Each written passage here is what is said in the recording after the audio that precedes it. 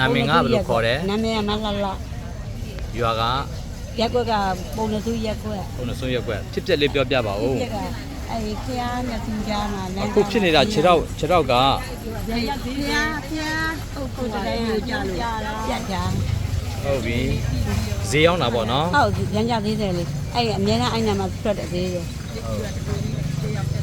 ရောက်တဲ့သမား ဟုတ်ဒီအဖေကြီးလောက်တာအဲ့သူကပခုတ်ကမှနေတာသူ့မှာမှန်ခေါ်တယ် ဟုတ်ပြီဟိုအဲ့ဒီနေ့ဖြစ်ပျက်တဲ့အကြောင်းလေးပြောပါဦးဘယ်လိုဖြစ်လာ အဲ့ လဲ နေရာကျမ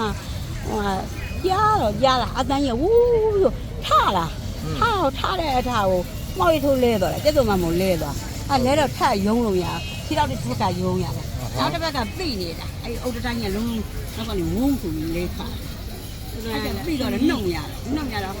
အကုန်လုံးရက်ကွက်ကဆူးရတာဟိုကအပြိုကြီးပြိနေပြီလာကြပါအောင်လို့ဟိုကျတော့ယောက်ျားလေးရောက်လေအဲ့အုတ်တိုင်းကိုမယူအဲ့လုံနေထိုးပြီးအဲ့ဒါကြောင့်ကျွန်မမ၄ယောက်မထွက်လို့ရတော့ကြောက်ကနှုတ်ရတယ်တယောက်ထဲလို့ဘလို့မှမလုပ်ဘူးလုံးတာပဲကိုလည်းဖဲတော့ဖဲတာဖဲတာကိုကန်းမပြေးကျင်တော့ညက်နေတယ်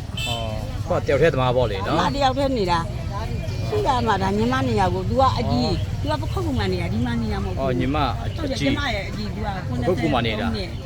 ဟိုညီမတို့လိုဖြစ်တော့လာပြီးတော့စောင့်ရှောက်ပေးတာပေါ့နော် ဆောင်းကြောက်ဘူးလမ်းကို အေးပါအမြင့်တစ်ချက်နာမည်တစ်ချက်လောက် ဟုတ်။နော်အမီ နာမည်အဲ ကျမနာမည်မလလ မလာလာနော်ဟုတ်ပြီအမြန်ဆုံးကျမ်းပါပါစေနော် ဒီနေ့ညဒီမှာလေ